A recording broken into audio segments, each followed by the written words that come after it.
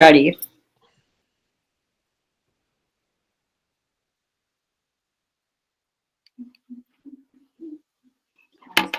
This is the Bluff Town Council regular meeting. This is Tuesday, December 6, 2022.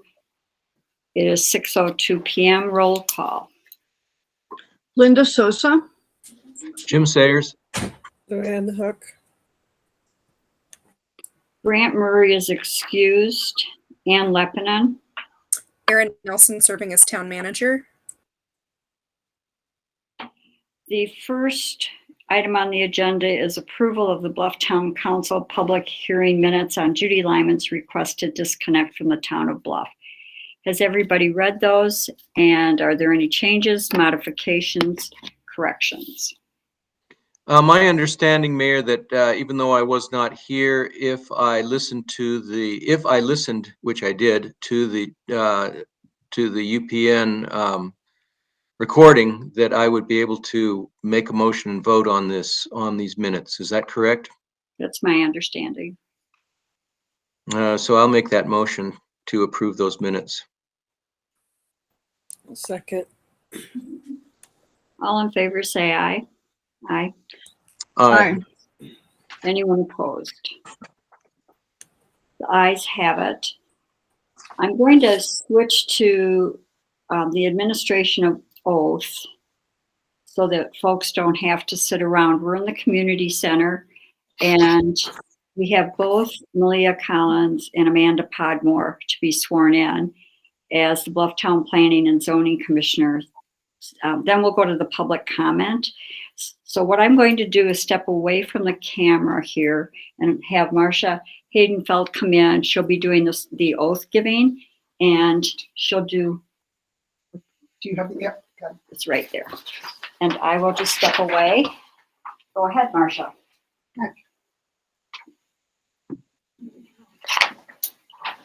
Hi, everybody. I'm here in my capacity as a notary, not as a planning and zoning commissioner. So I'm just doing this as swearing in for the oath of office. And what we'll do is we'll go ahead and swear each person and then do the handwritten part outside of the office so that Ann can come back in and work with you guys. So here we go. Malia, do you solemnly swear that you will support, obey, and defend the Constitution of the United States and the Constitution of the State of Utah, and that you will discharge the duties of your office with fidelity? I do. Okay. When we go sign this, we'll be signing those words, and I will notarize. Cool. Awesome. Hi, everybody. I'll put my face on the camera so you can see that I'm actually here. Good. And then Amanda, whose face is also really here. Okay. Amanda, do you solemnly swear that you will support, obey, and defend the Constitution of the United States and the Constitution of the State of Utah, and that you will discharge the duties of your office with fidelity? I do. Okay. Okay. Both of these ladies are now part of planning and zoning. Amanda is back and Malia is joining us. And I will step aside and go do my notary thing. Thank you, everyone. Have a lovely evening. Thank you, Marcia. You bet. Thanks, Jim. We'll go get up here. And I'll send these back to you in a minute. Let's go get the table.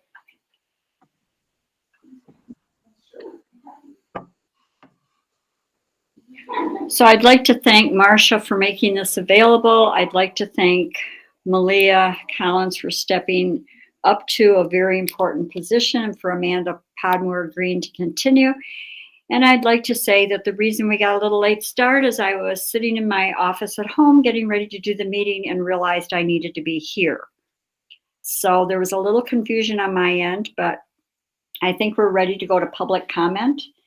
There will be a 3-minute time limit for each person wishing to comment. If you exceed that 3-minute limit without permission, we will mute you. So, are there any folks with public comments?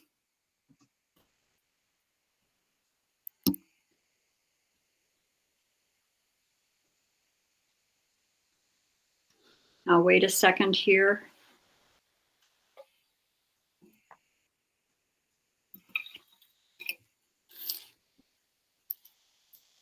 All right. Seeing that there are no public comments at this time, we'll move on. The first item on the business is the update on the strategic planning with pathways and the discussion of town hall for strategic planning. And I think that maybe Aaron Nelson is in the best position right now to give us a sense as to where we are with the, generically with the surveys that have been done and then with the interviews that are happening. And Aaron, if you could, please. So at this time, we haven't had any additional formal meetings with Julie or Judith. However, I did receive notification that they have received 97 surveys. So thank you all for filling those out. That link is closed at this time. We did leave it open just a couple days. It was due on the 30th. We left it open until the 2nd, but we did get 97 responses. So that's absolutely wonderful and very much appreciated that everyone is so engaged and interested in sharing their feedback. My understanding is that Pathway Associates is still completing some interviews. Those were identified by the core team as a broad cross section.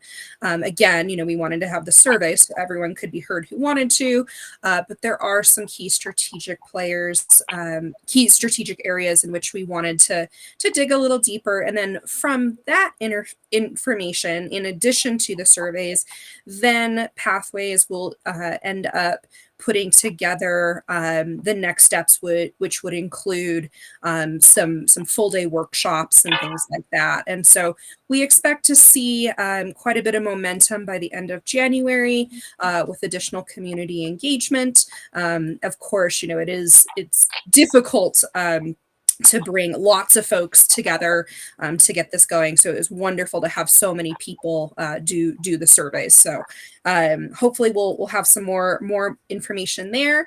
But at this time, my understanding is they're starting to compile those survey results, and that'll move forward into January. Thank you, Aaron. Any questions from the council about where we are with the strategic planning?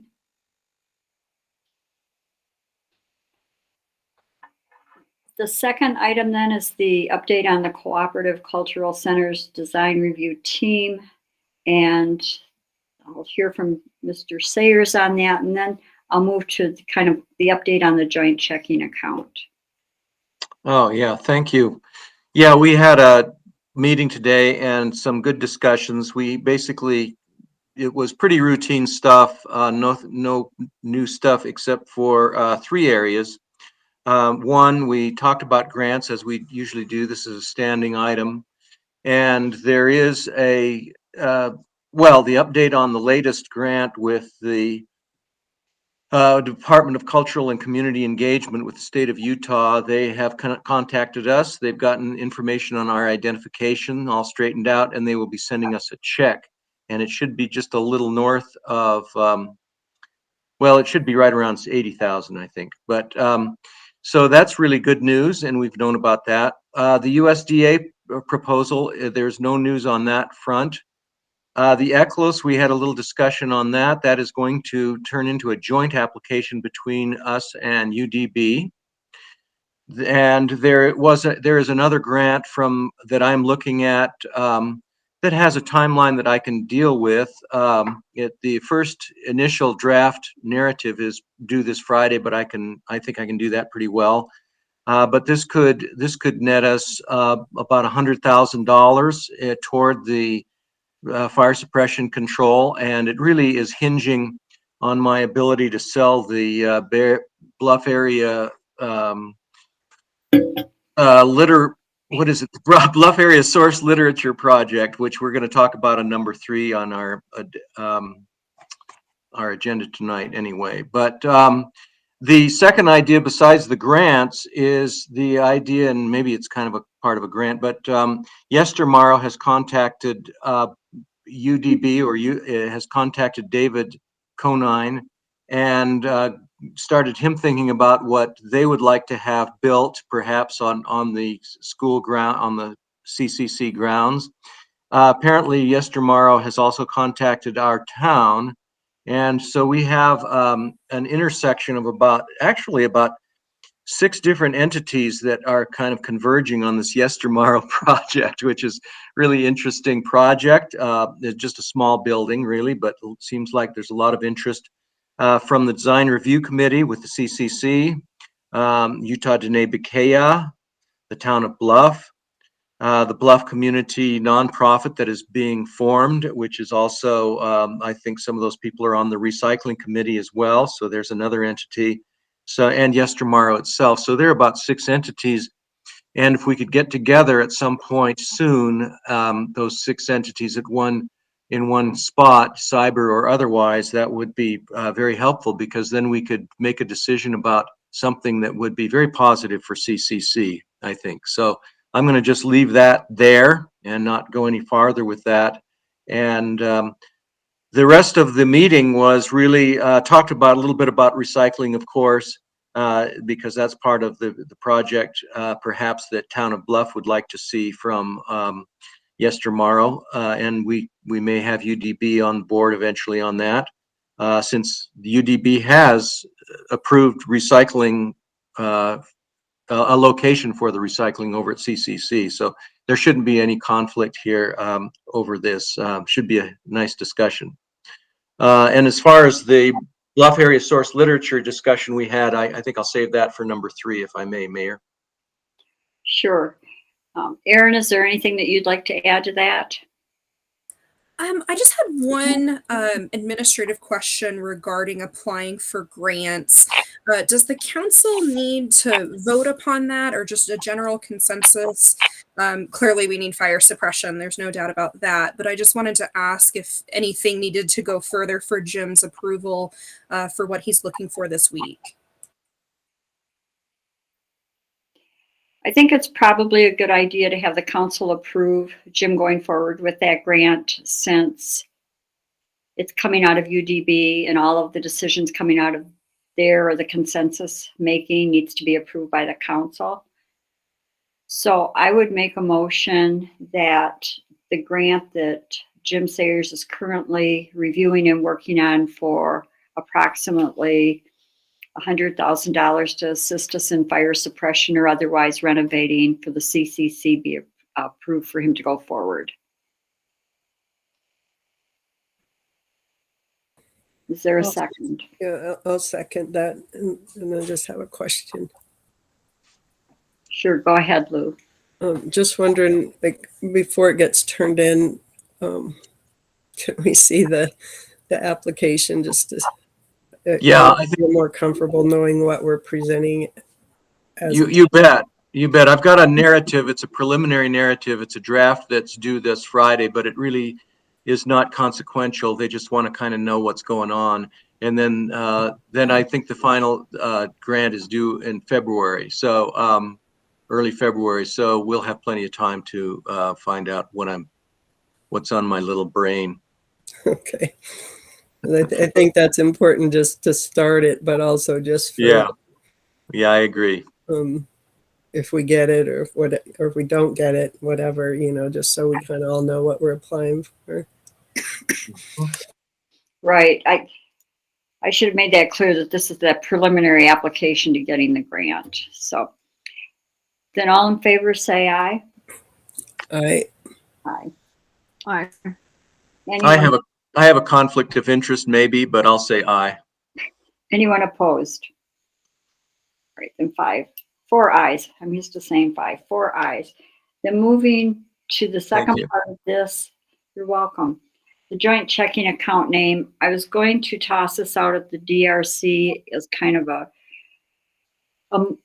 move to figuring out the joint checking account name. And then I thought I kind of changed my thinking and thought it would be best, I think, from the council's view, if we toss out a name that we know we would approve. So the joint bank account at Zion's, and Linda, correct me if I'm wrong, but Zion needs a name for the bank account to go on the checks and the ledgers and all of that. And so since this will be a joint account, Linda and I kind of talked about it and didn't really have a feel for what a good name to take back to the DRC would be. So thoughts from the council? Well, all the money going into the account would basically be for the CCC, isn't that correct? Correct. So if we could have a title that contained those that acronym or those words, plus whatever other somebody would want to add to it, So, would be nice. so for right now, are you willing to make a motion that the name put forward at the next DRC would be Cooperative Cultural Center? Yeah, Cooperative Culture Center. No AL on the end of culture, just culture. Cooperative culture. Okay. Are you willing to make that motion? I think I am, yes. Is there a second? Second. Any discussion? Then all in favor say aye. Aye. Aye. Aye. Aye. Anyone opposed? Then, Jim, if you can put that on the DRC agenda for next time discussion with UDB and see if they can take that back or if they have something else that they want to consider. Okay, I will. Then the next thing on the agenda is the update on the AmeriCorps Gold 5 teams work in the community. Can I talk real briefly about the need for, well, maybe we don't need to. Maybe since I got that vote, we're okay. No, go ahead. Debbie Westfall has requested our input or the town's input on or perhaps if the town wishes to pick up a real inexpensive process they have for, let me read it here, I've got it. It's, excuse me, sorry. Collections preservation programming. And it's a series of webinars and meetings that once monthly webinars, 12 free webinars and held monthly online, along with quarterly regional workshops held in person over 2 days. They focus on accessible, practical, hands-on training to give collections stewards knowledge and tools to preserve their treasured local collections. If we engage this, if we want to do this, it would certainly give me some pull with the National Endowment for the Humanities, because really what I'm talking about is archiving at the Cooperative Culture Center, an archive of Bluff area source literature that would include lots of stuff. I heard today during the discussion today that there is really a massive amount of material from the first St. Christopher's schools and clinics that is out at St. Christopher's. Whether it's been curated or not, I doubt, but you know, what we want to do is to assemble materials like that that really provide a historical record of the many very interesting and really important things that have happened in Bluff. In a lot of ways, we sort of take it for granted, but it's a very unique place, especially in Utah. And just the archaeology alone is probably pretty significant, could occupy a lot of space. But in any case, the DRC has approved about 500 square feet, tacitly approved by consensus. Sounds good. That we will jointly set aside for this. You know, it might be more, might be less, who knows? But 500 is a nice figure to start with for such a collection. And certainly, Debbie's idea is great. If we could send someone who volunteered, if Kathy Carson wished to volunteer, she's already doing a lot of historical filing, what is being called filing right now. Debbie might participate herself. Really, some of these things are important collections, and they need to be curated. They need to be cared for. And I don't know what the amount of it is to pay for this, but if we could do this and get some people to register and pay for their registration, I think it would really set the town ahead in a lot of ways, especially in grantsmanship. Are there any questions on that? It looks like from the materials, Jim, that the webinars and the training is free. So it would be a matter of getting folks organized to attend those. There's one $10 workshop, I think. Right, the two-part regional workshops, I think each of them cost $10 to be in, and there are going to be 4 of those. And I would like to pay. I don't know where they're going to be. I think they're the first one's either in Cedars, Edge of the Cedars and Blanding, and February 2nd in Grand County and Moab. So if we could get the mileage to those 2 locations, that would help a lot. And I think we would get some volunteers to do this. So why don't we do a blast that lays this information out and see who's interested and put it on the agenda for the next 2 meetings. And then we'll know how many people are interested, what the committee might look like, and then what amount of money we would want to allocate, since the webinars seem to be free. So it's not going to be a very huge expense other than the travel for the workshops. That's fine. That's great. I sure hope that people understand that these webinars and workshops are being put up by the Utah Humanities Council, and it never hurts to get involved with the Utah Humanities Council. They disperse National Endowment for the Humanities funds statewide. And so there are many, many projects that we could undertake. So any connections with Utah Humanities Council is a good connection. So thank you. Yeah, I agree, Jim. This seems like a good project, and we talked about it with the state historic people when they were down, and and that's been one of the goals of the old school town hall CCC. So I think it's good to have that out on as a possibility to move it forward. Yeah, thank you, Luann. So maybe what we could do is take that sheet that went out to various people and kind of reframe it so that it's a blast to the community, and then a reminder to let us know who's interested in going, some contact information, and look at it next week. Sounds good. Thank you. Thanks for going back to that. I had moved on too quickly. So anything else on that topic? All right, then looking at the AmeriCorps goal teams work in the community.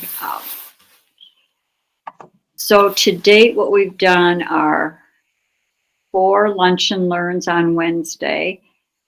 The team has worked on the tiny houses out at the Mission.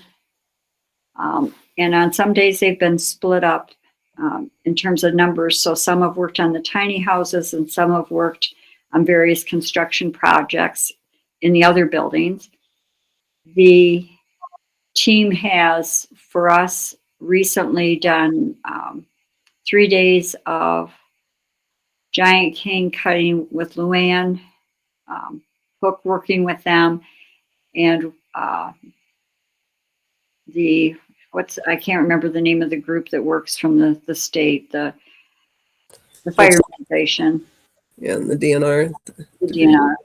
And then we've had to shift some projects around just because of events with the tiny houses. So the team did another day of cutting, another half day of cutting.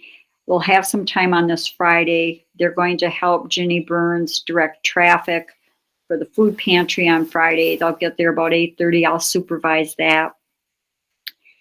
They'll do probably some go-ahead removal work with Ed Dobson, and hopefully another little bit on giant cane. So if you didn't get your giant cane done It's because we ran out of time. We only had 3 days allocated to us, so the days that we've had that we've picked up have been really useful for us. Not so useful for the tiny houses, but there are now, I believe, 4 of them up, with 1 framed in and 3 ready to start working on. I don't know how they did today. And then last night, the team came to dinner at my house just for a social event, and Linda was present, as was Amanda Podmore. Next week on the 15th is their going away dinner, and I'm still working on that. I was hoping to be able to have it kind of catered, but I think it's cost prohibitive at this point. So I'm working on some options to bring back next week on Tuesday. But it'll be the 15th at the community center for the AmeriCorps team, the team leader, Joe Hubbard and his mission team, and then the town council. So I'll keep you posted as to what I'm able to find out.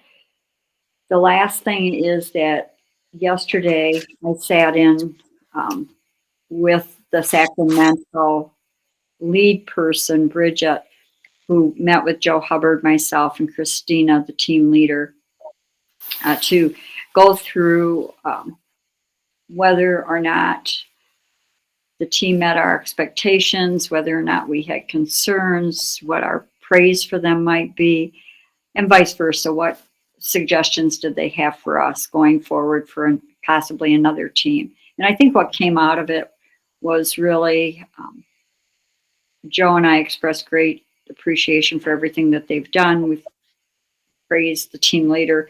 I think what came out from on our end is that having a firmer schedule that fits within the grant itself is a good idea. We had to do a little scrambling to rewrite some additions to the grant because all the things with the tiny houses weren't quite ready, which is, there's no fault here. It's just that's what it was. Supply and demand and supervision and just kind of everything with trying to build those houses. So I think that if we were to do something next year, we'd want to write the grant a little more broadly so we have some wiggle room and don't have to amend it. For instance, Giant Cane 3 days or maybe 5. But this way we had to do some rewrites. So I just want to make sure that the council gets the 15th on their calendar for the going away dinner. And I'll get more details on Tuesday. Any questions, thoughts, comments on the team?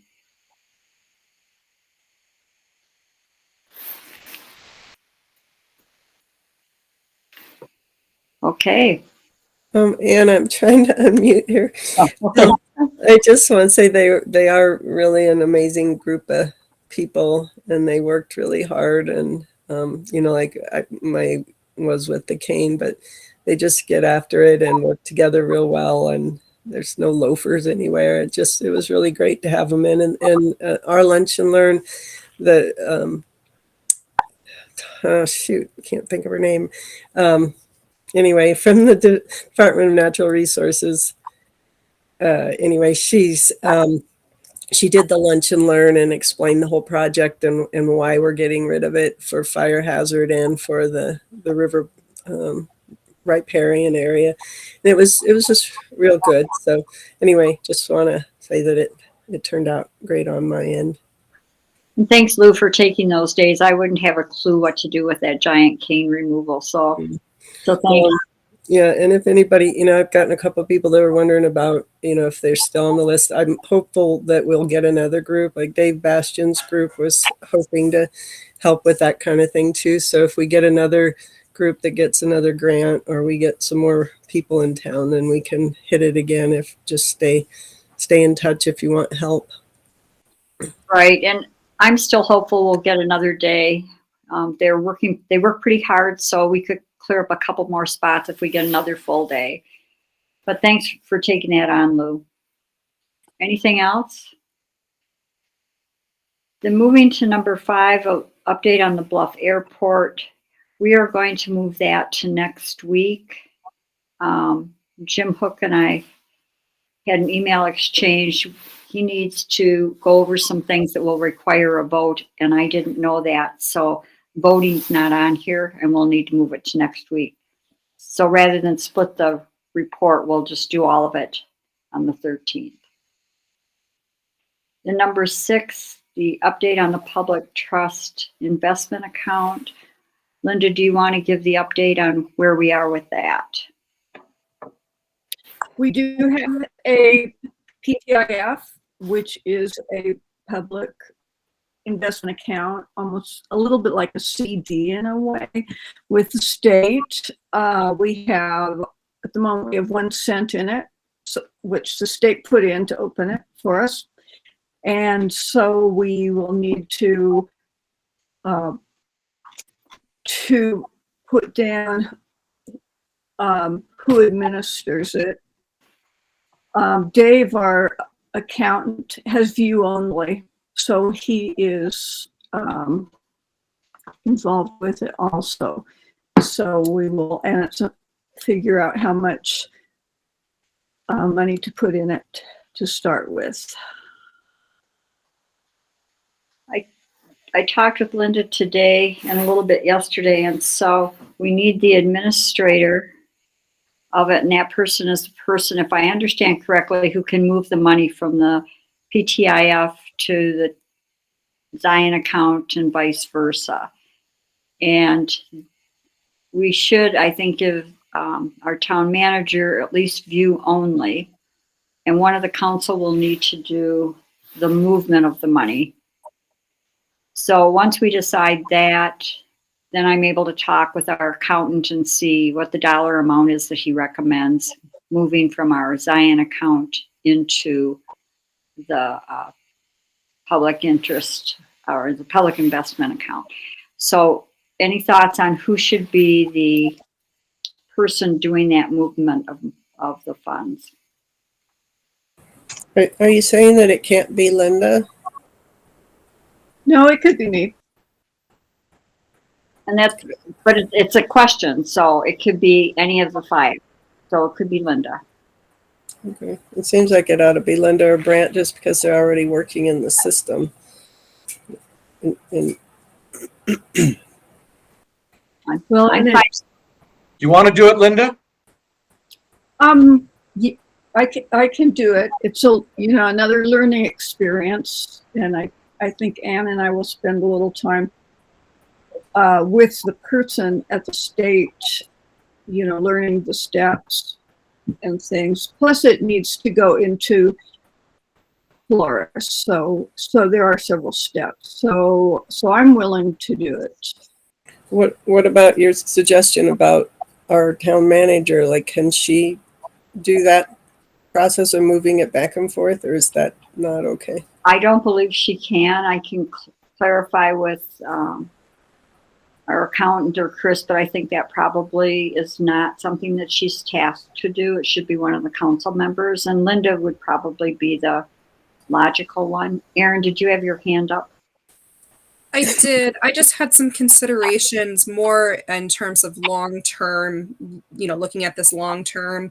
So I would, if we were to ever get a bookkeeper or something like that, I would want to keep that function separate. And so I would say, for checks and balances, it would need to be a town council member. But just, I would set your system how you do right now, but think of it moving forward in terms of separating duties and things like that. It definitely would be I think it's a learning, as Linda said, it's a learning experience and an area that, we could make modifications to down the line. But certainly as we get set up, let's make sure that we think about how we want to move it and how much, I think the intention is not to move money in and out of it frequently. And therefore, hopefully it won't be a whole lot of burden on Linda, but do think about those checks and balances. And It may be the kind of thing too that, you're right. Best practices is you don't move money frequently, because that sets up a red flag with the state, which would increase our audit fees and our accountant fees anyway.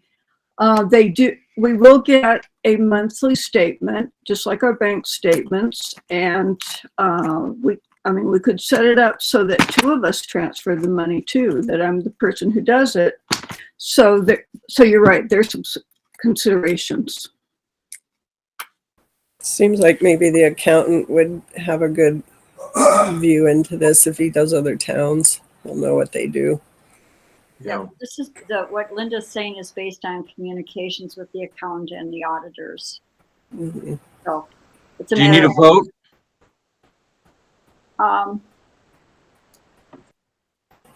why don't we hold off on the vote until next week to allow me time to find out what the recommendation is for the amount, and we can kind of wrap up what the initial transfer is and who's going to do it. Okay. And it also might make sense for you to do it, Ann, or Brant as the treasurer. Let me have another conversation with the accountant because I want to see what his recommendation is for the dollar amount and how he arrived at it. And then we can come back to it next week. It won't take very long to wrap this up. No, and I think it's a good idea when you're setting it up to have a backup person. Like if Linda's not able or willing or what, all those options and these legal things, that you have somebody else that can do it. So I think two people would be a smart plan. Sure, that sounds. Well, the people I've talked to, including the state, say only one person should do it. I mean, the others are view only. So the others could be involved, but they would not have the authority with the state. Okay, let me get a few more answers to the questions and then we'll go back to this and wrap it up and then we can be done with that. And just a reminder that it goes only between Zion and the investment account. It can't be transferred willy-nilly to any other entity. So anything else, or shall we move to number 7? All right, number 7 is yestermorrow's presentation. Adrian Caesar. Oh, there you are. Okay. Thanks. Thank you so much for having me and allowing me to present at Town Council and to Bluff residents. It's so nice to see some familiar faces and names. Am I allowed to share my screen during the meeting? Yeah, go. Yeah. Great. So for those who I have not met yet, my name is Adrian Caesar. I'm the Bluff site coordinator for Yestermorrow Design Build School in Bluff. I'm going to share my screen. You may have seen an email come out this week from Lois about becoming a client with Yestermorrow. So Yestermorrow is a nonprofit design build school that offers hands-on education, and the mission is to create a more sustainable world through hands-on education. We offered 2 courses this past year in collaboration with the town of Bluff, St. Christopher's Mission, and Utah State University, and we built a timber frame. I'm going to just briefly show a picture of our awesome instructors at the frame. And then we also built a tiny house for Bluff residents Hiroko and Atsushi Yamamoto. This is where the students ended the project. This was a 5-day basic carpentry class. And these projects are really integral to the student learning process. And so we are looking for homeowners who are interested in building projects. We have several classes scheduled this upcoming year, 2023. We have a variety of projects that are available. And so this is really just to share that we'll be hosting a longer information session this Thursday, December 8th at 6 p.m. And we'd love to see you there. Erin, am I able to share information in the chat? No. Okay. I can answer that. Okay. Here's the problem, everybody. And I feel like I don't remind folks enough. But when you do the chat, we can't save it. It's not part of the record. And everything we do needs to be a part of the record. We're still working on that with how do we save things in the chat? But I'm sorry, right now we can't do it. No problem. So I am just gonna, my name is here, my email, my phone number. Registration is required. It is in the email that Lois forwarded, and I'll forward a reminder later this week. If you're having trouble registering, please feel free to contact me at either my email or my phone number. And then just to add to Jim's comment earlier, I have also simultaneously reached out to some nonprofit organizations to work on this unique curriculum called Design Build for Public Spaces. So I've reached out to several nonprofits in the Bluff area to recruit projects for that class. So I hope there's no confusion. Mostly I'm looking for homeowners who are interested in partnering with us. I have also been contacting nonprofit organizations to partner with us as well.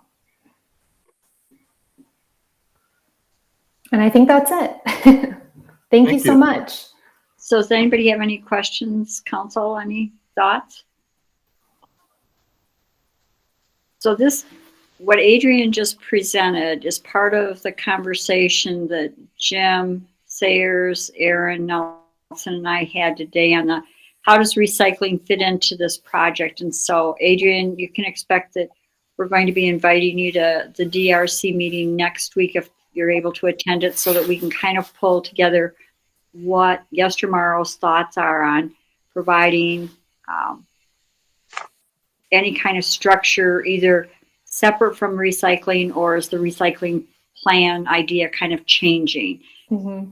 Does that make sense to you? Yeah, that makes sense to me, and I'd be happy to join that conversation. Perfect. So any questions, Jim, Linda, Lou? No, it's very good. Thank you, Adrian. Good to see you again. Yeah, nice to see you all. Thank you. We like our structure out at the mission. Thank you. Great, great. All right. Thanks, Adrian. Then the next is the report on the San Juan County Commission meeting from today. Aaron, I believe, sat in on the entire meeting. I did not. Aaron, do you want to cover anything in particular? Yeah, and I think you were on for probably the most pertinent part. So the Utah's Office of the Legislative Auditor General is going to be auditing San Juan County regarding the Open and Public Meetings Act, as I think was brought up in a prior meeting. There have been some articles recently regarding some of the county commissioners' communications. And so there was a gentleman on who just said that that audit will be starting, and those findings would be made public when they become available. And then, if you don't mind, Anne, I'm also just going to do a quick update from the November 22nd County Commission meeting. I think that was after our last meeting. The only maybe pertinent thing for our area is that they established the San Juan County Criminal Justice Coordinating Council, which was required by state law earlier this year. They needed to get that together by the end of the calendar year. And I believe it's going to be approximately 15 individuals from across the county for that council. So we'll see what comes of that in the new year. I stayed on through the approval of the consent agenda and public comment, and then I was interested in what the investigation was about. And as Aaron said, it's based on the emails that were exchanged between attorneys and commissioners. So it'll probably take several months to get a report out to the public. They give it first internally to the San Juan County Commission. So stay tuned. Any questions about that? All right, then. Next is the report on the November 16th, 2022 Planning and Zoning meeting. That's Luann and Aaron. I can go ahead and do that. At that meeting, Jim Sayers came on as a public comment, and asked for a letter of support. He's working on another grant too that he had focused in on for some money to help get the tiny houses built out at the mission. And they agreed to give him that letter of support. And then there was one LUC that was approved. That's a land use clearance. That's for the McDermotts. They applied for a single family house with a garage. Their property is large enough that they can have two separate single dwelling houses there. It's on 3rd West. And so that's moving forward. They thanked Melissa Eggy for her service. She's talking about still staying on as in the interim until somebody else comes to join that would like to have her spot on planning and zoning. I don't think anything's formalized on that, but they did thank her for her service up to this point. Then Malia Collins, they said she'll be joining. There's a meeting tomorrow night. That'll be her first meeting, and she'll be the new commissioner, as we saw at the beginning of this meeting. And let's see, Aaron, our town manager, is worked on the land use clearance forms for them, making it a fillable PDF, which will be real helpful online for people trying to figure out what they need for a land use clearance. It'll be acceptable to apply with a hard copy, a signed paper copy, or an electronic one, the way they're setting it up. And then tomorrow night is the next meeting at 6 o'clock, and the agenda's on our town website and probably came out in the email too. So. And that's all, unless Aaron, did you have something more to add?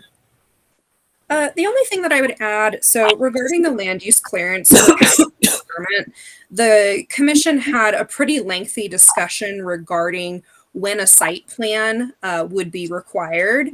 And for anyone, it was a very lengthy discussion. So I certainly can't do, the full analysis of what was said.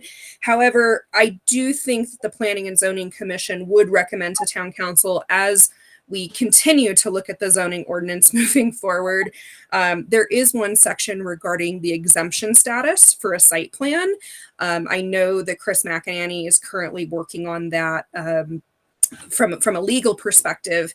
However, I think it would serve the council well to kind of look at those exemptions.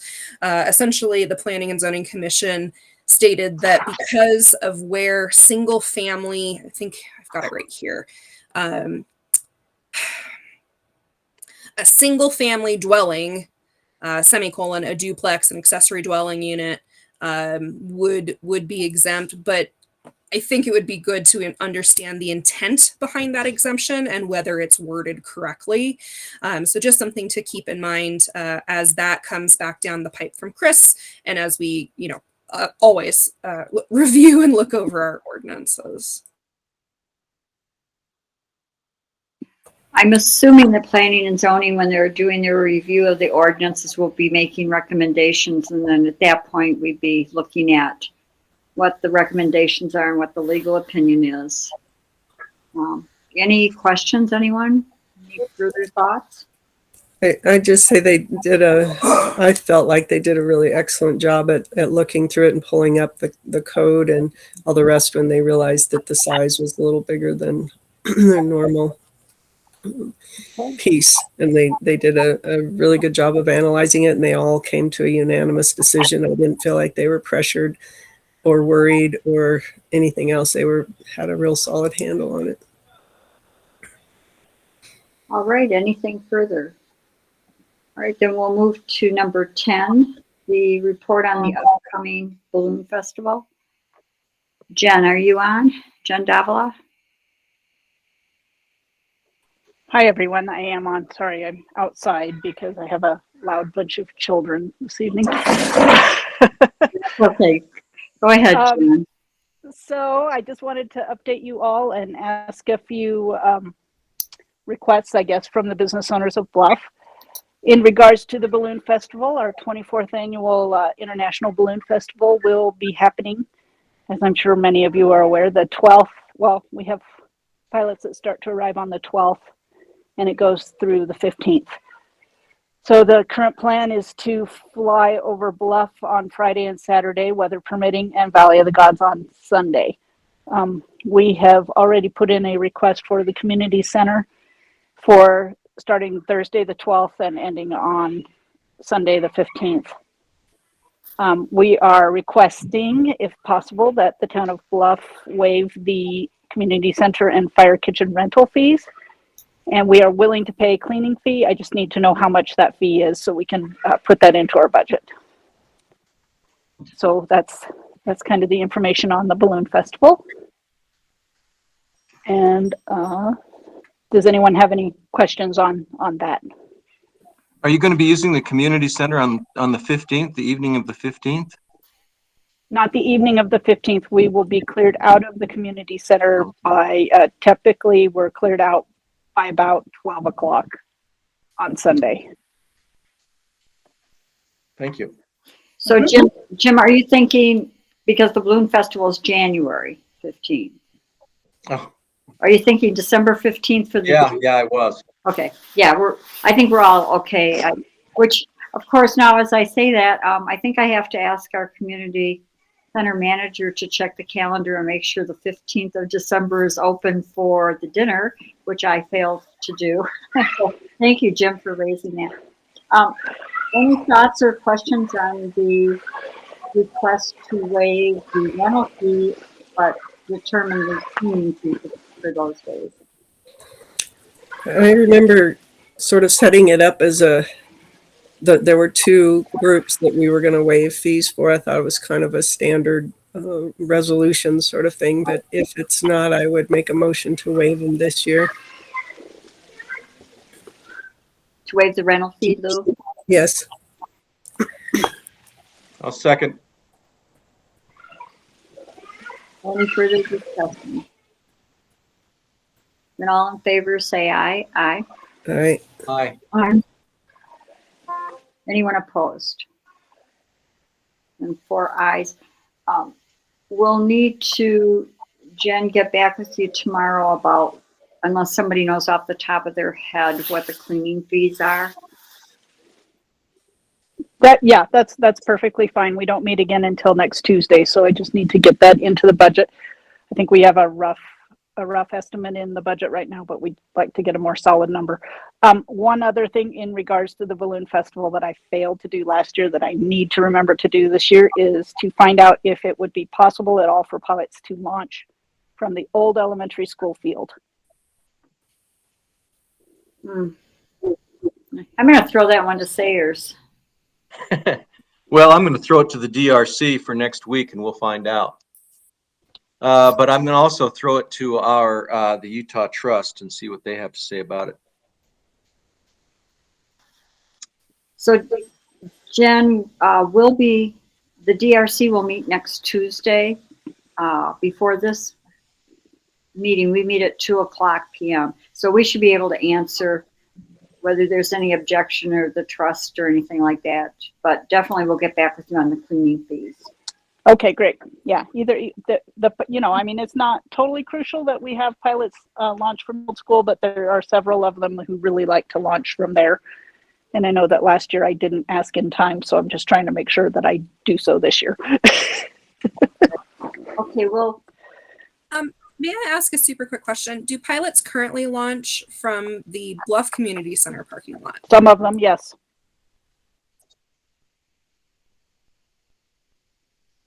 Kind of just depends on what direction the winds are going, where they end up launching. They want to get the longest flight possible.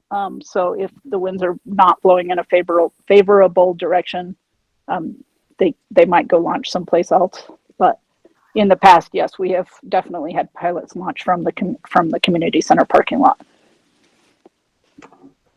And if there's a question of insurance, all pilots carry insurance, and we also, the business owners of Bluff, also have insurance policy for the festival. Thank you. Mm-hmm. Jen, anything further on that? Not on that one. Our next request is the business owners of Bluff are putting together our marketing budget for the 2023 season.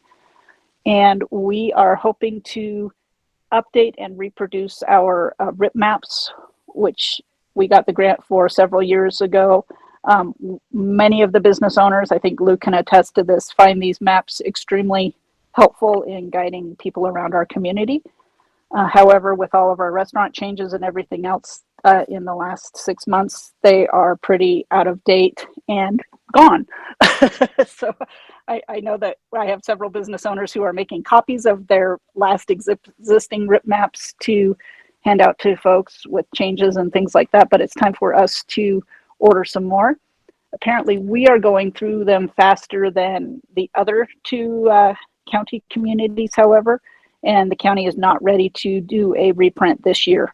So it's up to the business owners of Bluff to do our changes and then reprint these maps. So we are requesting possibly from TRT funds or whatever the budget might allow, a $3,000 spend to reproduce these RIP maps.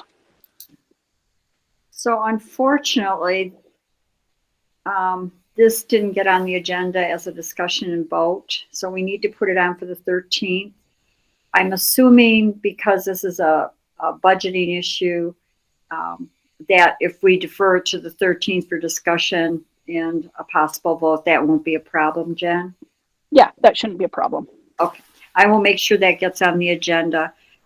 And this is probably a good time to remind folks, both in the community and the council, the way that we've done the agenda is the items come to me or the requests come to me, and then I do the initial draft of the agenda. We circulate it, and by Sunday, Linda and I are ready to post and get everything out, which means that by Saturday for the council really needs to get their request to us no later than 5 o'clock on Saturday. And the public really should have it to us by Thursday so that I can work on the first draft on Friday.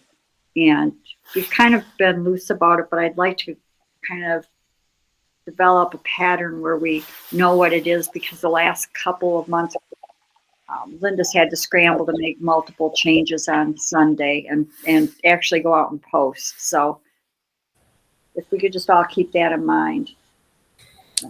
I have one question for Jen. Is that okay? Sure. So Jen, I'm just wondering, I know last year the council supported the trip to Vegas for, I think that's where it was, for the tourism council. So anyway, I'm just wondering, is this kind of in replacement of that? Because I remember it being about that same amount of money.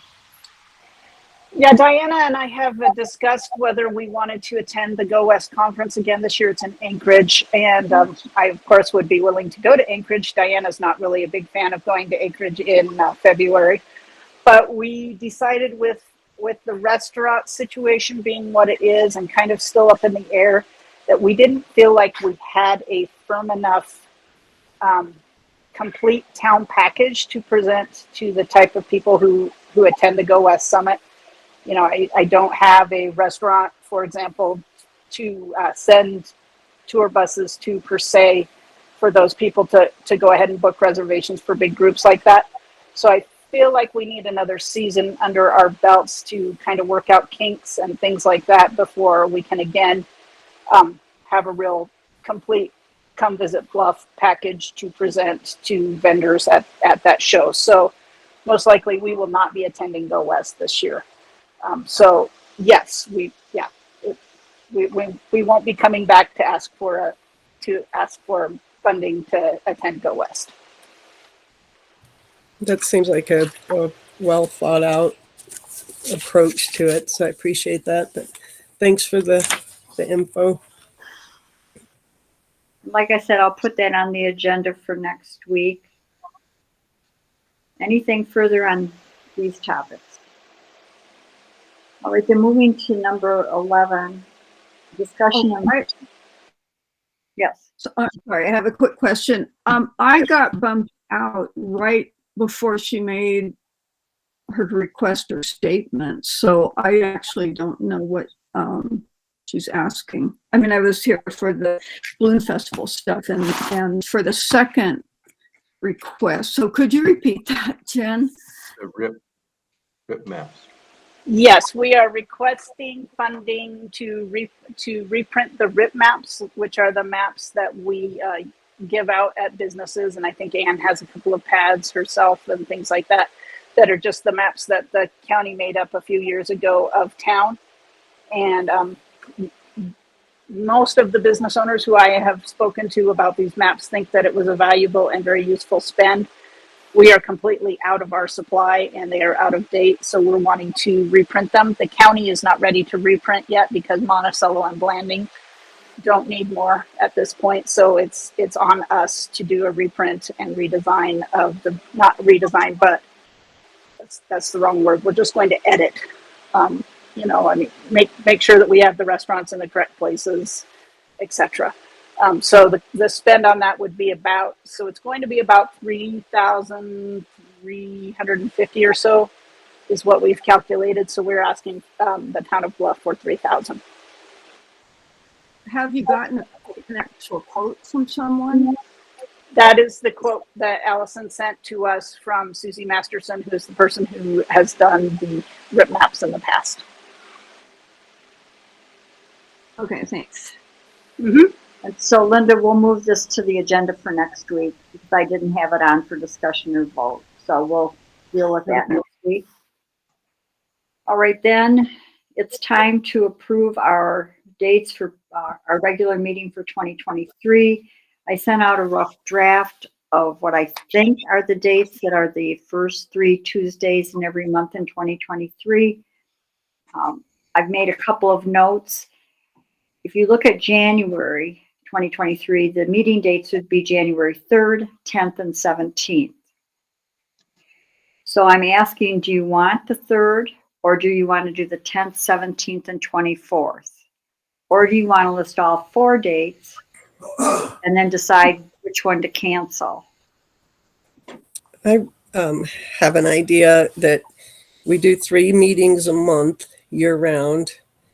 And there are a couple of months that just have holidays or post holidays, whatnot. And I would propose that we just leave it at 2 meetings in January and 2 meetings in July.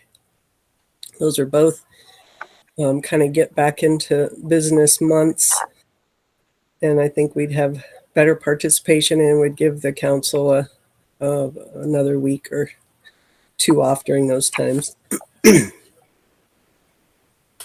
I like that. I'm opposed. For January, we have a lot of stuff.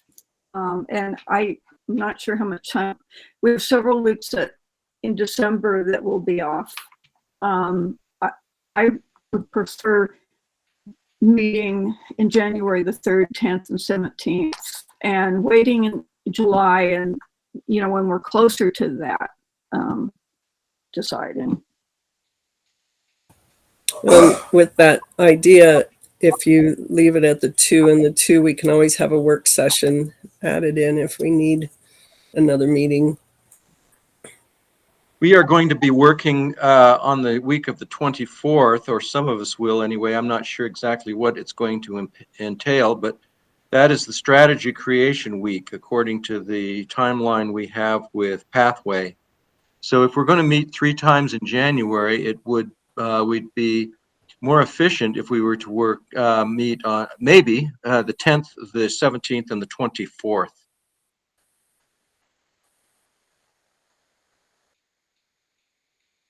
Because that 24th is going to land in the week that we're creating the strategies. That's fine with me. That would make sense to not meet the 3rd, meet the 10th, the 17th, and the 24th. You know, I just want to throw this out. I think the only way that we could do any month, from my view, where we do 2 meetings, is if we're willing to go 2 to 2.5 hours. And the amount of work that we do, I just don't see it as being able to hold it to 1.5 hours. And what I'd like, and we certainly can have a bigger discussion about this in the strategic planning, and I think maybe that's where this should go. and just try to get this schedule printed for the year, and then we can print an amended schedule if we need to, but we need to have this out in December. And so if everyone would indulge me with just clarifying that these are the first 3 Tuesdays that you can live with it until we get into the strategic planning and look at what do we want to do when we have a July 4th, for instance. Well, we've been living with it for a couple of years now, so it would be kind of unusual if we decided that we just couldn't do it anymore.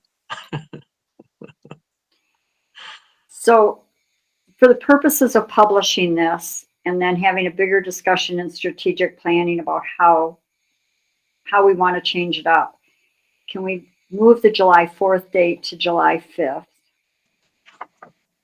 And then talk about this in strategic planning, about Lou's request to do some things differently. I know that there's been a discussion and sentiment about cutting back from 3, and save this for the strategic planning or a later work session. But for the purposes of today, so I can print a public notice in the paper and get this done.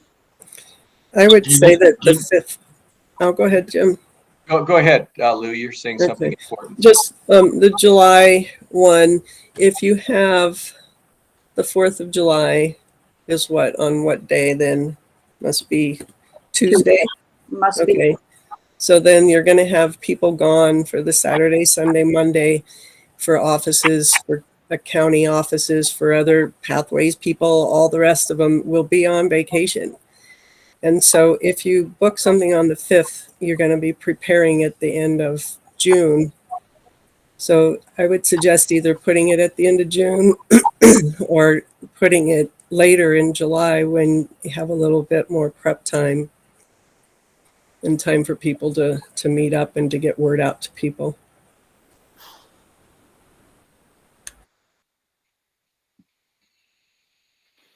So let me get to July.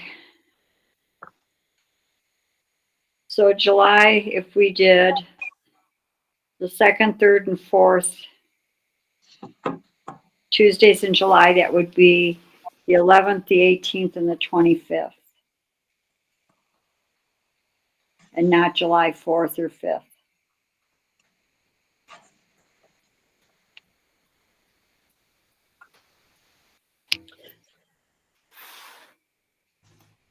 For the purposes of publishing this, knowing that we can always change it by posting proper notices, can everybody live with this? And if not, then I'm going to move this to next week, and I'd like to see everybody give me their plan so that we can discuss it.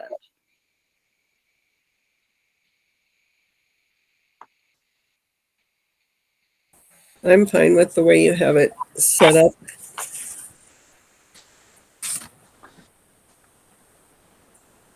Jim, Linda, Yeah, next week. you want to talk about it next week? I'm okay with it either way. I mean, I'm flexible here, so just make it the way it is now. That's fine. If you want to. We can always change it. And in strategic planning, I think there are some things we'll be talking about how our structure anyway, but we can always cancel a meeting. We can always add a meeting. But the bulk of these it doesn't sound like we have any disagreements the first 3 Tuesdays. Right. If I go on January 10th, 17th, and 24th, and then July 11, 18, and 25, and then we talk about it. We do have a meeting August 1st. I mean, this could end up being a really long session. What do you mean? I'm confused. Oh, I see what you're saying. We would just go straight 11, 18, 25, 1, 8, and 15. So we do essentially 6. So do the 11th and the 18th in July. If you have emergencies, we can make another meeting. So not much time to say, well, we'll meet again on the 1st.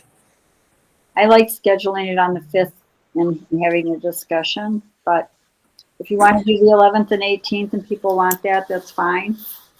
Then you're going to go from the 20th to the 11th with no meeting, which means I will be calling a special meeting. So I'm fine. It wouldn't because there's one on the 1st, Linda said. No, that's No. the 1st of August. So I'm going to take, for the purposes of expediency and being able to publish this notice, I'm going to change it and make a motion that we do January 10th, 17th, and 24th. That we do July 11th and 18th, and the rest of the published dates that I've listed in here as well, which are every first 3 Tuesdays of the month. Sounds good, Mayor. Is there a second? Second.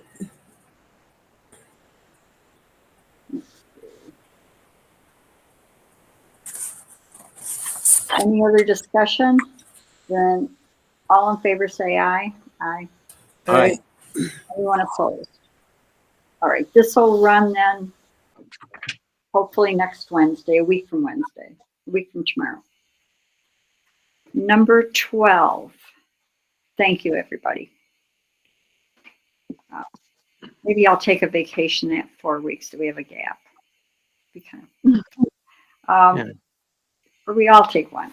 So number 12, discussion and approval of the 2023 pass-through grant for the Bluff Food Pantry and a refrigerator unit.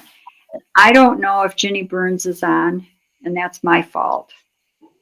Because when I communicated with her, I probably did not ask her if she wanted to present this, but I think I have enough information with Linda's help. As you may remember, we had the 2022, and it's a BRIC grant, which I apologize for not recalling the acronym right off the top of my head. But it's money from San Juan, well, from I believe the federal government to San Juan County, to San Juan Public Health, to Ginny Burns. But it has to go through an entity like us. So in 2021, we did a refrigerator pass through. 2022, we received $10,000, and that's almost completely spent, which needed to be spent by December 31st. And that'll be dispersed by the end of the year. Ginny Burns was approached by Public Health again to do another 2023 pass-through grant. And that would be in an unknown amount, but most likely $10,000. And also there's a refrigerator unit that may be available and either purchased through the grant or given to Ginny.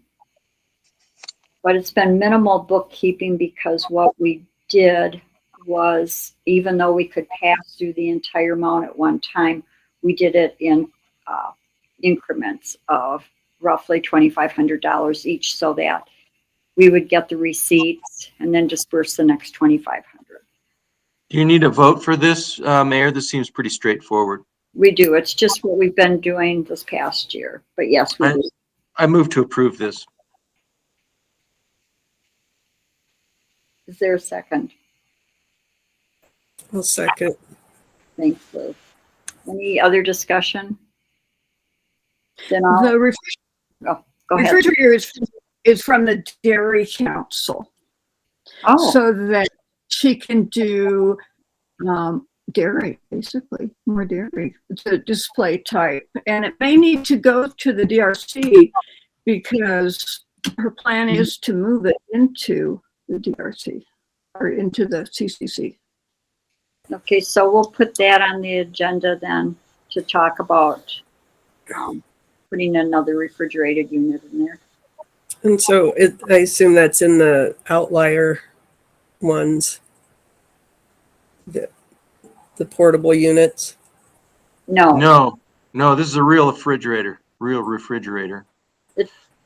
the one is in the kitchen in the back area by the freezer units.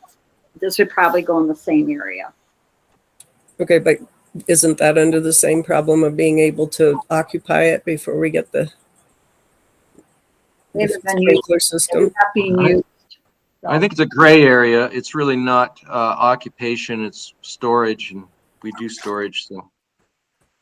We're hoping we can get away from that real soon. We're hoping we can get this fire suppression system and not have to worry about that stuff anymore.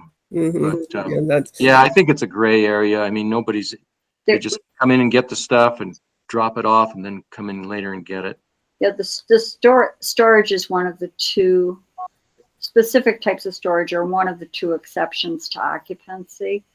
But I haven't looked at it for a while, but we did let her put the one refrigerator in there. There's very little storage that seems to occur. and then I was also wondering who pays the electricity for the food pantry. Do they pay that, the Utah Food Pantry? No, we pay our share of the electricity, and UDV pays their share of the electricity. We have a lease with Jenny, which is the same lease that we had before the utilities were within the lease. Okay, it's just if that big refrigerator unit was fired up, those can be $400 a month. Are you talking the walk-ins? Yeah, and so I don't know what the smaller unit would be. If it's just a refrigerator, different. But if it's that whole like walk-in thing, and it can be quite a bit. The town hasn't been firing up the walk-ins. And I haven't looked at the walk-ins, but the town hasn't been storing, nor has the food pantry been storing in the walk-ins. So looking at Call the question.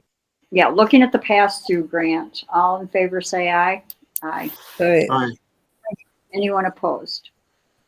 Then it's 4 ayes. We'll get I didn't realize that was from the Dairy Council, and the refrigerator will have that discussion at the DRC. Number 13, report on the recreation grant workshop. And I put this on here because in the gap of not meeting, there was the grant workshop that people attended. And I'm not sure who all attended from the council. It was live at the community center, and so I was just putting it on here in case someone from the council did attend or has any information on that grant. I know that people from the playground committee attended, so if none of us attended it, then there's no discussion. The number 14, report on the Eclipse 2023 webinar and a discussion of local committee and San Juan County meeting on the eclipse on December 12th, 2022. So starting with the webinar discussion, there was a webinar on pretty much how do you manage an eclipse of this immensity. And we'll be having the totality eclipse over us on October 13th, 2023. So Aaron or Linda, do you want to take what you took away from that webinar other than the word scary?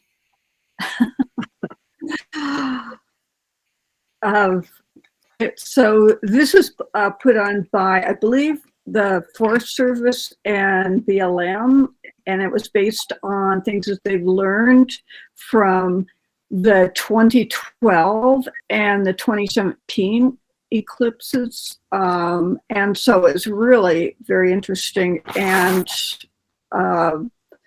they talked about 20,000 people appearing here, the problems with traffic, just all kinds of things that they learned from and that came up. And the major thing is planning.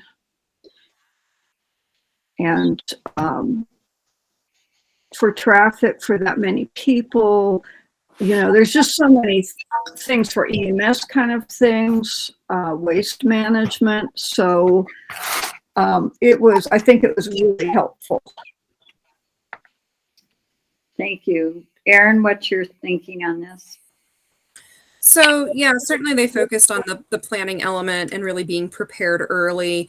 I appreciate that this is already on our radar. I know, Anne, you mentioned, you've already started, some of this preparation and reserving porta potties and things like that. I think overall, it would be really great to have a local committee focused on this. San Juan County is going to be putting a group together, but I think it's important to recognize that Bluff and the surrounding areas, because we are that much more under the line of totality, we really could see significant visitation, and we want to ensure that we're protecting our resources appropriately. In addition to that, the Utah Trust, I had a one-off conversation with someone from the Utah Trust, and he expressed that he'll be putting together a webinar for these ideas of like a mass visitation.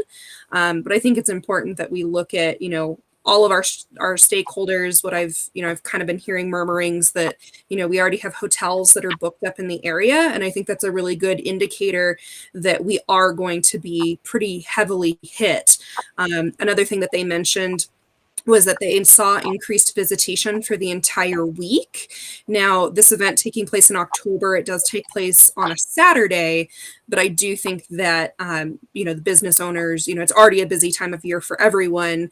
So of course we want to focus very heavily on that day, but potentially the town does need to think about, increased visitation for the week, either before or after, but certainly the day of. I think that looking at October 12th, San Juan County, through Elaine Gisler and the Economic Development, there's a team of stakeholders meeting to look at the county plan and county resources, pulling in the Bureau of Land Management and related other large groups. But Bluff does have unique qualities, such as the wash that divides the town, where emergency services are on one side and pretty heavy visitation in Butler Wash can be expected on the other side. So I would like to suggest that we form a committee, an official committee, monitored by the council, to work on these issues, because what I also took away is that in the 2017 eclipse, people learned enough that they began working on the 2023. So they've been working on a 5-year plan. Now, we're not that big, but we do have the same types of issues. And I think we need to make some decisions pretty quickly about what we're going to focus on and what we're not going to focus on, and then what our resources are while we work within the confines of the county as well. So I think, unless there's an objection, I'll try to put something together to do a blast to the community to see who's interested in working on it. I've reached out to both BLM already and the porta potty person for hand washing stands and porta potties. I've already reserved those. We haven't paid for them. I've just reserved them. When the new sheriff comes in, I think we need to have a conversation with him as well. So thoughts, Jim? Yeah, emergency services are really kind of frightening. I mean, people are going to be all over the countryside, and I don't know what that solution is, but maybe working with the BLM and so forth. I don't know what the solution would be, but I can envision a pretty busy emergency services going on during that period of time. Ambulance mainly. People come out here, they don't know what they're doing. They haven't been around here before, and they're staring at the sun. So they're walking around staring at the sun. Bound to be some ambulance work there. And there are things like coordinating food vendors. Where do you want them to park? Where do you want people not camped? Where do you want to put the porta potties? So I think there's a lot of discussion. I'll try to put something together that we can look at for putting a blast out and a request to people on how they can sign up and when we get together. Lou? I'm glad to hear you've already contacted the country, excuse me, Country Comfort. But I'm just wondering, number wise, what did you reserve? 6 porta potties, 2 hand washing stands, thinking that we have 2 bathrooms in the community center that can be open. Yeah, just for information, neither UDOT nor BLM are intending to do anything at this point in terms of porta potties or sanitation. Yeah, I'm not complaining about the number. I was hoping maybe they were more like maybe 10.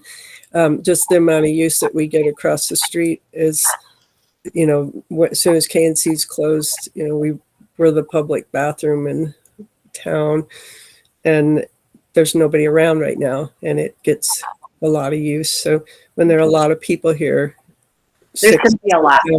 6 doesn't sound like very many. Okay. I don't know how many he has, but that's kind of up to the committee. But I'm just saying it's before they get, cordoned off everywhere else.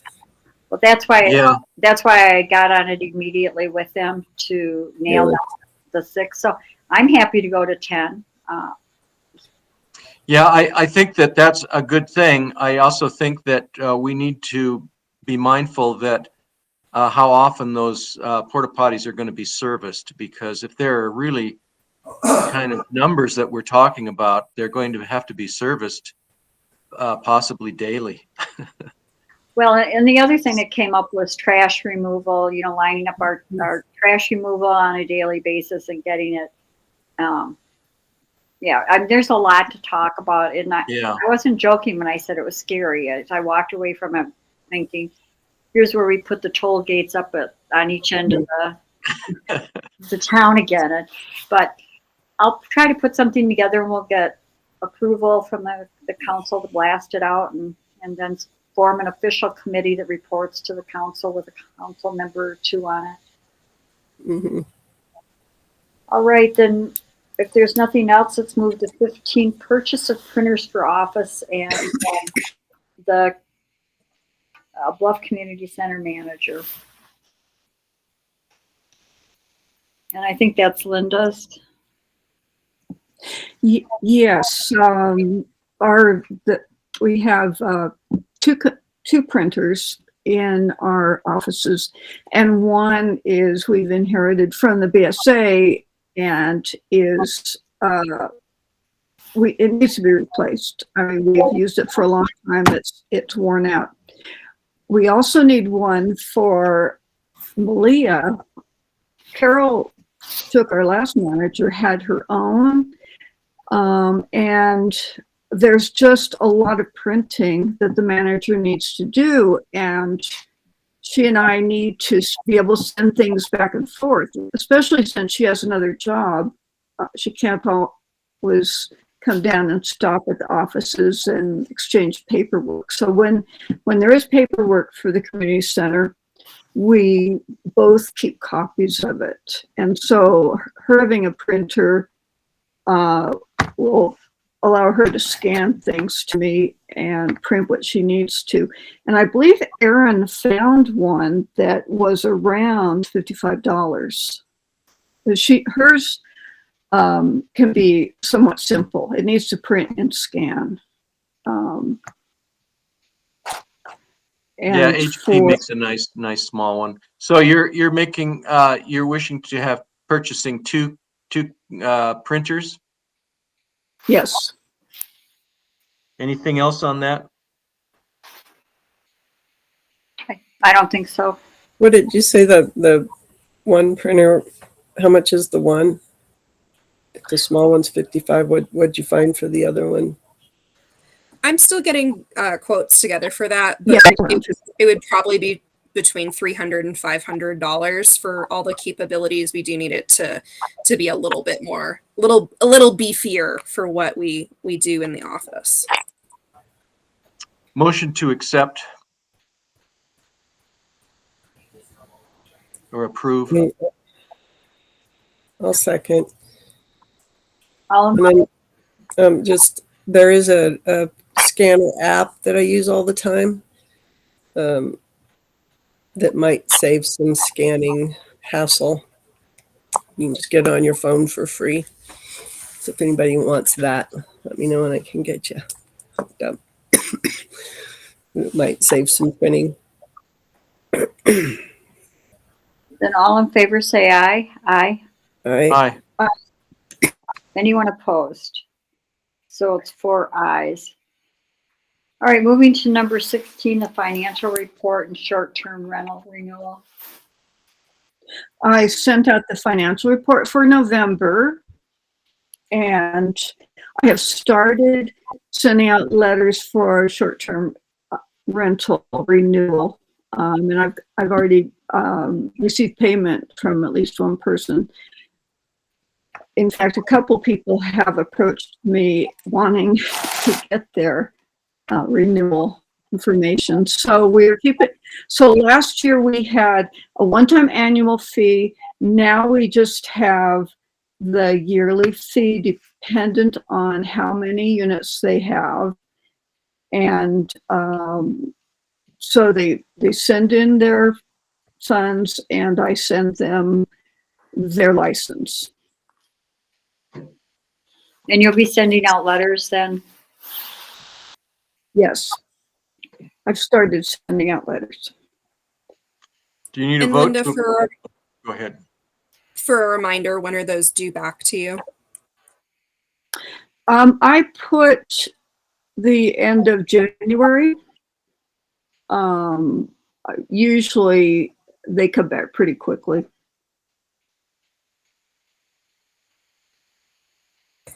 So it Do seems you to need me a like motion to maybe, approve?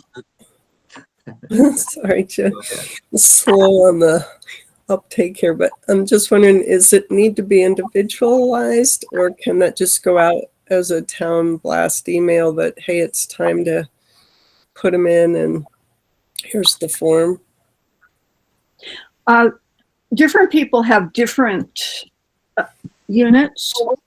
So I think it actually is easier to do them individually. I, email them individually and basically just change a few, their names and amounts.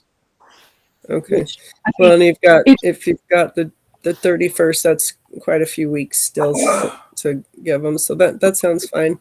Go ahead, Jim, with your motion.